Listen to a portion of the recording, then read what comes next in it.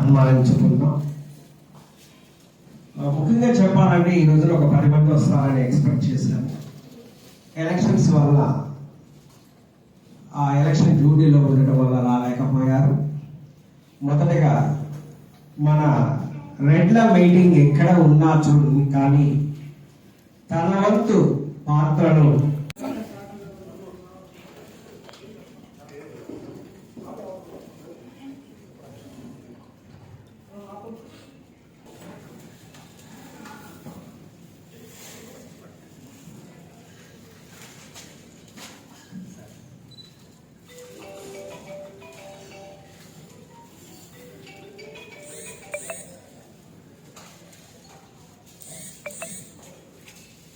అదేవిధంగా హేమంత్ కేక్ తీసుకున్నాము.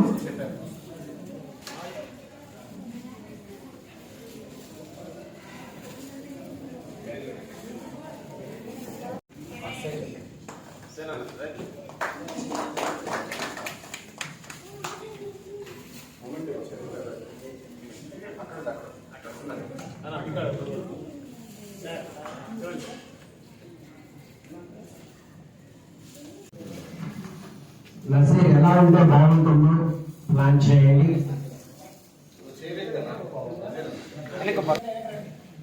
రేపు పెద్దలందరూ రావాల్సినది.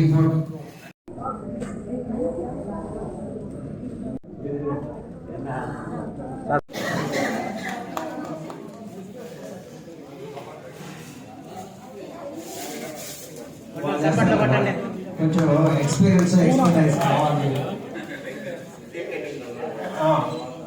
ఒక్కసారి హ్యాపీ మ్యారేజ్ డే చెప్పండి. ఎవరికి? వేణుగోపాల్ రెడ్డి గారు. మళ్ళా ఒకసారి happy marriage day Venugopal Reddy గారు. మళ్ళా happy marriage day Venugopal Reddy గారు. గట్టిగా రోల క్లాస్ లో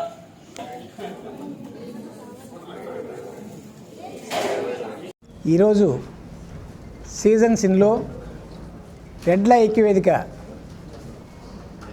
మీటింగ్ జరుగుతుంది. ఈ మీటింగ్లో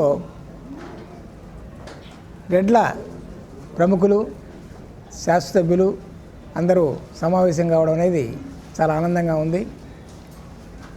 టోటల్గా అన్ని మీటింగ్స్లోకి ఎత్తుకుంటే ఇది 15వ మీటింగు. ఈ సీజన్ సిన్లో 3వ మీటింగ్ ఇది.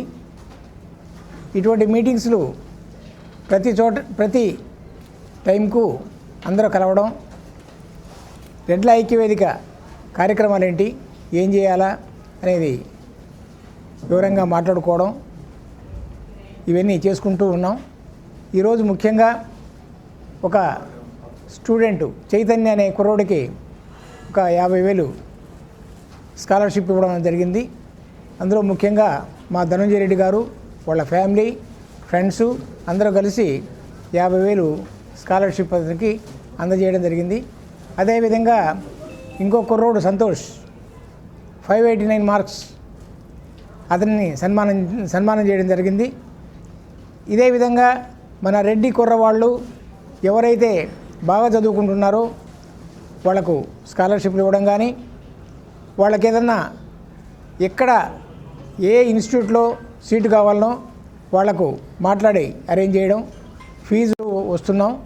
అదేవిధంగా ముఖ్యంగా ఆరోగ్యం గురించి ఎవరికైనా బాగలేకపోయినా ఏ హాస్పిటల్లో చేర్చాలా, ఏ హాస్పిటల్ ఏదైనా పర్మిషన్ కావాలన్నా అక్కడ చేర్చుకోవడానికి కానీ, చేరడం కానీ, అక్కడ ఏదైనా డిస్కౌంట్ అడగడం కానీ, కన్సెషన్ కానీ ఇవన్నీ మాట్లాడడం అందరూ మన రెడ్డి ప్రముఖులు అందరూ చేస్తూ ఉన్నారు. అందరికీ సపోర్ట్ చేస్తున్నారు. నిన్ననే సుబ్బరామరెడ్డి అనే అతను నా దగ్గరికి పోర్ట్లో జాబ్ కావాలని రావడం, అక్కడ చెప్తే 1వ తేదీ నుంచి రమ్మని చెప్పారు. ఎవరైనా కానీ ఏదైనా అవసరం ఉందనుకుంటే మన రెడ్ల ఐక్య వేదిక ప్రముఖులను కలవడం, ఎవరి వర్షన్లో వాళ్ళు సపోర్ట్ చేయడం. ఒక్కొక్కరికి ఒక్కొక్క చోట ఇన్ఫ్లుయెన్స్ ఉంటుంది. వాళ్ళ ఇన్ఫ్లుయెన్స్ ప్రకారం సపోర్ట్ చేస్తూ ఉన్నారు. అదేవిధంగా కంటిన్యూ కావాలని కోరుకుంటున్నాం. ఇదే రెడ్ల ఐక్య వేదిక అనేది ఎన్నో మీటింగులు, ఎన్నో అసోసియేషన్లు ఉన్నాయి.